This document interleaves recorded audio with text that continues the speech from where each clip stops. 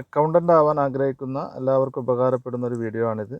അതായത് ഒരു ഷോപ്പ്, ഒരു സ്ഥാപനം തുടങ്ങിക്കഴിഞ്ഞാൽ എന്തൊക്കെ എൻട്രികളാണ് നമ്മൾ ചെയ്യാനുള്ളത്, നമുക്ക് എന്തൊക്കെ അറിഞ്ഞിരിക്കണം. നമ്മളൊരു അക്കൗണ്ടൻ്റ് ആണ്, നമ്മളൊരു പുതിയ സ്ഥാപനത്തിൽ ജോയിൻ ചെയ്യുകയാണ്, അല്ലെങ്കിൽ ഒരു സ്ഥാപനം തുടങ്ങിക്കഴിഞ്ഞു, നമ്മൾ മിഡിൽ വെച്ച് ജോയിൻ ചെയ്യുകയാണ്. എങ്ങനെയായാലും നമ്മൾ എന്തൊക്കെയാണ് അറിഞ്ഞിരിക്കേണ്ടത്, അവിടെ ചെയ്യുന്ന അക്കൗണ്ട്സ് എന്തൊക്കെയാണ്, അവിടുത്തെ ട്രാൻസാക്ഷൻസ് ഒക്കെ നോക്കി നമ്മൾ എന്തൊക്കെ ചെയ്യണം, എന്തൊക്കെയാണ് നമ്മുടെ വർക്കുകൾ വരിക എന്നിങ്ങനെയുള്ള ഒരു ഷോർട്ടായിട്ടുള്ള കുറച്ച് കാര്യങ്ങളാണ് ഞാനിവിടെ പറയുന്നത്.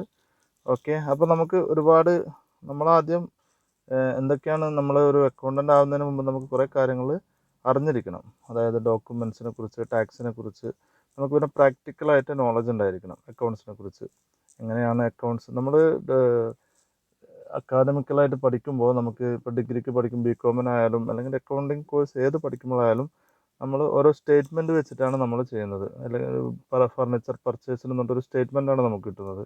അല്ലാതെ നമുക്കതിൻ്റെ ഒറിജിനൽ കോപ്പിയോ ഡോക്യുമെൻറ്റ്സ് ഒന്നും കിട്ടുന്നില്ല. പക്ഷെ നമ്മൾ വർക്ക് ചെയ്യാൻ വേണ്ടി ഏതെങ്കിലും ഒരു സ്ഥാപനത്തിലേക്ക് പോയി കഴിഞ്ഞാൽ നമുക്കവിടെ ഡോക്യുമെൻറ്റ്സ് വെച്ചിട്ടാണ് ഒക്കെ ചെയ്യുന്നത്. അവിടെ ഒന്നും സ്റ്റേറ്റ്മെൻറ്റ് ഉണ്ടാവില്ല. നമ്മളെല്ലാം ഡോക്യുമെൻറ്റ്സ് ത്രൂ ആണ് ചെയ്യുക. എല്ലാ വർക്കും നമ്മൾ ചെയ്യുക, അതിനെല്ലാത്തിനും ഒരു ഡോക്യുമെൻറ്റ്സ് ഉണ്ടാവും. ഇല്ലെങ്കിൽ നമ്മൾ ഡോക്യുമെൻറ്റ്സ് ഇല്ലാതായാലും നമ്മൾ ഡോക്യുമെൻറ്റ്സ് ഉണ്ടാക്കിയിട്ടാണ് അക്കൗണ്ട്സ് ചെയ്യുന്നത്.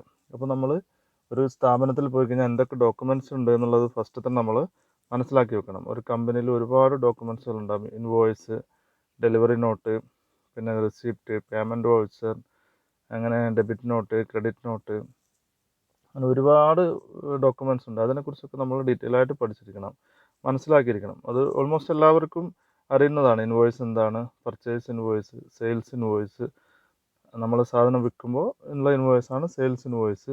നമ്മൾ പർച്ചേസ് ചെയ്യുമ്പോൾ കിട്ടുന്നതാണ് പർച്ചേസ് ഇൻവോയ്സ്. അതുപോലെ നമ്മൾ എന്തെങ്കിലും ക്യാഷ് വാങ്ങിക്കുമ്പോൾ നമ്മൾ റിസീറ്റ് കൊടുക്കണം. നമ്മൾ പേയ്മെൻറ്റ് ചെയ്യുമ്പോൾ പേയ്മെൻറ്റ് വൗച്ചർ ഉണ്ടാക്കണം. അങ്ങനെ ഒരുപാട് ഡോക്യുമെൻറ്റ്സുകളെ കുറിച്ച് നമ്മൾ മനസ്സിലാക്കിയിരിക്കണം. പിന്നെ നെക്സ്റ്റ് നമുക്ക് ടാക്സിനെ കുറിച്ചുള്ള നോളജ് ഉണ്ടായിരിക്കണം. അതുപോലെ നമ്മളിപ്പോൾ ഇന്ത്യയിലെ കമ്പനിയിലാണ് വർക്ക് ചെയ്യുന്നതെങ്കിൽ നമുക്ക് അറിഞ്ഞിരിക്കുന്നത് GST ആണ്. അതുപോലെ നമ്മൾ ഏത് രാജ്യത്ത് പോവുകയാണെങ്കിലും ആ രാജ്യത്ത് ഒരു ടാക്സ് ഉണ്ടാവും. ചില രാജ്യത്ത് ടാക്സ് ഉണ്ടാവില്ല, ചിലപ്പോൾ ഇൻകം ടാക്സ് ആയിരിക്കും. വർഷത്തിലൊരിക്കൽ കൊടുക്കുന്ന ടാക്സുള്ള രാജ്യങ്ങളുണ്ട്. അതുപോലെ വാറ്റ്, മന്ത്ലി കൊടുക്കുന്ന വാറ്റ് ഉണ്ട്. മന്ത്ലി അല്ലെങ്കിൽ ക്വാർട്ടർലി നമ്മൾ സബ്മിറ്റ് ചെയ്യേണ്ടതാണ് വാറ്റ് റിട്ടേൺ. അത് മന്ത്ലി മിക്ക രാജ്യങ്ങളും മന്ത്ലി സബ്മിറ്റ് ചെയ്യണം. അതുപോലെ GST, ഇന്ത്യയിലാണെങ്കിൽ GST, ഇങ്ങനെയുള്ള ടാക്സുകളെ കുറിച്ചൊക്കെ നമ്മൾ ഡീറ്റെയിൽ ആയിട്ട് പഠിച്ചിട്ടുണ്ടായിരിക്കണം. അതിന് നമുക്ക് ഒരുപാട് സോഴ്സ് ഉണ്ട് പഠിക്കാൻ. നിങ്ങൾ കോഴ്സ് എടുത്ത് പഠിക്കുന്നില്ലെങ്കിലും യൂട്യൂബ് വഴിയോ ഇൻ്റർനെറ്റ് വഴിയോ ഒക്കെ നിങ്ങൾക്കത് എന്താണെന്ന് മനസ്സിലാക്കുക.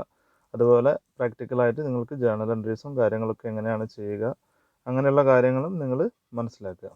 അതിന് ശേഷം ഇത്രയും കാര്യങ്ങൾ നിങ്ങൾ ജനറലായിട്ട് മനസ്സിലാക്കിയിരിക്കണം. അതായത് ഡോക്യുമെൻറ്റ്സിനെ കുറിച്ച് പ്രാക്ടിക്കലായിട്ട് കുറച്ച് കാര്യങ്ങളൊക്കെ, ജേർണൽ എൻട്രീസൊക്കെ എങ്ങനെ ചെയ്യുക, നമ്മൾ ഡോക്യുമെൻറ്റ്സ് വെച്ചിട്ട് ജേർണൽ എൻട്രീസൊക്കെ എങ്ങനെ ചെയ്യാമെന്ന് മനസ്സിലാക്കുക.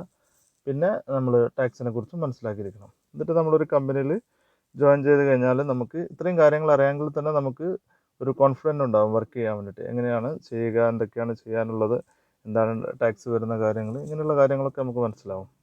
ഓക്കെ, പിന്നെ നമ്മൾ ഒരു കമ്പനിയിൽ ജോയിൻ ചെയ്തെന്ന് വെക്കുക. അപ്പോൾ നമുക്ക് ഓരോ ഡേറ്റിന് വെച്ചിട്ടാണ് നമുക്ക് ഓരോ ട്രാൻസാക്ഷൻ നടക്കുക. എല്ലാ ട്രാൻസാക്ഷനും ഒരുമിച്ചുണ്ടാവില്ല.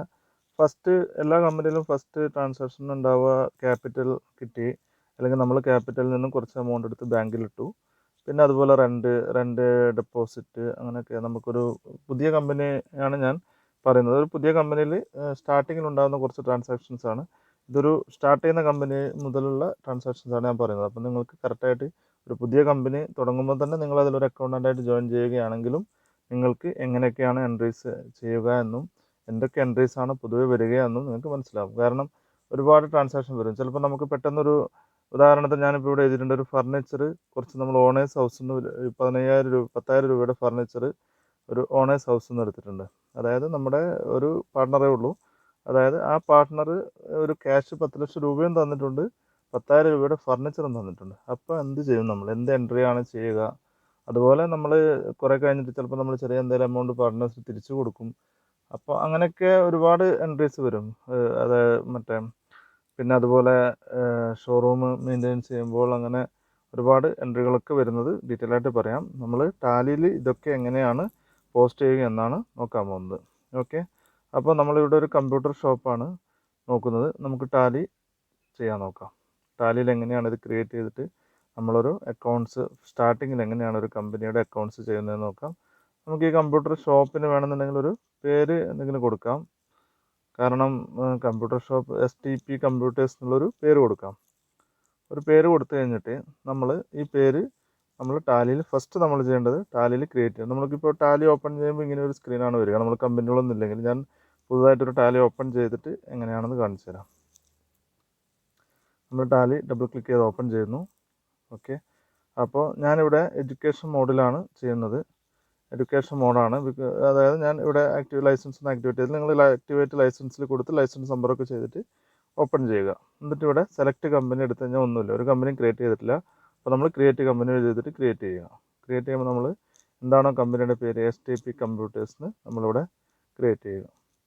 നമ്മുടെ കമ്പനിയുടെ ലെറ്റേഴ്സൊക്കെ കറക്റ്റായിട്ട് ക്രിയേറ്റ് ചെയ്യണം. കാരണം ഈ പേര് തന്നെയാണ് നമ്മൾ ഇൻവോയ്സ് ഒക്കെ പ്രിൻ്റ് എടുക്കുന്ന സമയത്തൊക്കെ നമ്മുടെ വൗച്ചറിലും എല്ലാത്തിലും കമ്പനിയുടെ പേര് വരണം. അത് വരുന്നത് ഈ പേരാണ് വരിക. അപ്പോൾ നമ്മൾ സ്പെല്ലിംഗ് ഒക്കെ കറക്റ്റ് നോക്കിയിട്ട് ടൈപ്പ് ചെയ്യുക. അതുപോലെ നമ്മുടെ കമ്പനിയുടെ അഡ്രസ്സ് ഉണ്ടെങ്കിൽ അഡ്രസ്സൊക്കെ കറക്റ്റായിട്ട് കൊടുക്കുക.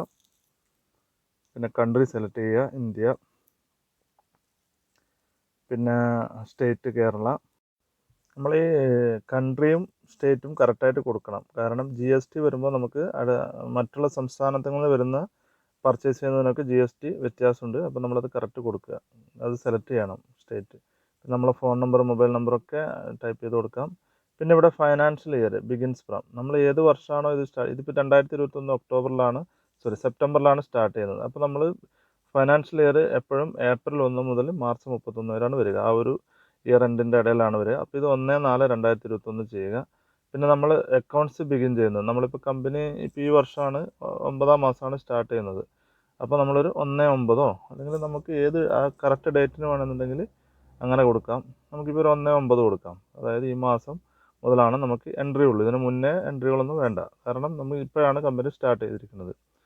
ഓക്കെ, അപ്പോൾ 1/50 കൂടി സെലക്ട് ചെയ്യുക. പിന്നെ ഇവിടെ ഒന്നും ചെയ്യേണ്ട നമ്മൾ പിന്നെ എൻ്റർ അടിക്കുക. സിമ്പിൾ കറൻസിയുടെ സിമ്പിളുണ്ട് അവിടെ. പിന്നെ അതൊക്കെ INR തന്നെയാണ്.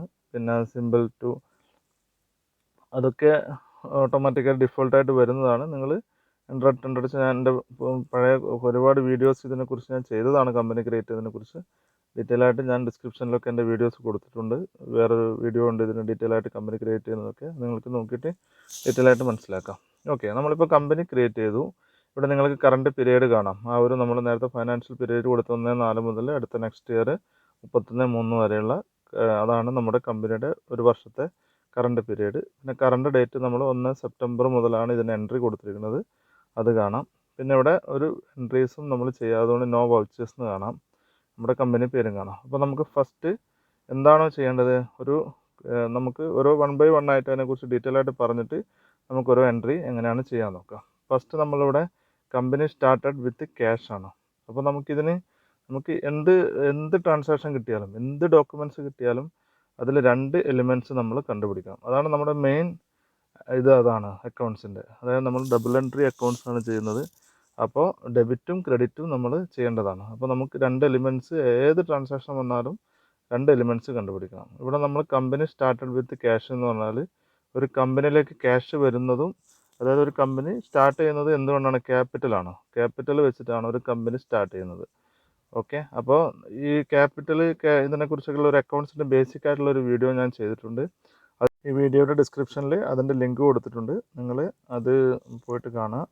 ഓക്കെ, പിന്നെ ടാലിയുടെ ഒരു വീഡിയോ ഉണ്ട്, അത് എങ്ങനെയാണ് കമ്പനി ക്രിയേറ്റ് ചെയ്യുക, ടാലിയുടെ ബേസിക് ആയിട്ടുള്ള കാര്യങ്ങൾ, അതും നിങ്ങൾ ഡിസ്ക്രിപ്ഷനിൽ കൊടുത്തിട്ടുണ്ട്.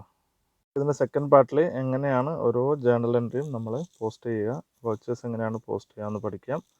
ഓക്കെ, അപ്പോൾ എൻ്റെ ചാനൽ ഇഷ്ടപ്പെട്ട എല്ലാവരും ലൈക്ക് ചെയ്യുക, സബ്സ്ക്രൈബ് ചെയ്യുക, ഓക്കെ, ഷെയർ ചെയ്യുക. Okay, thank you for watching.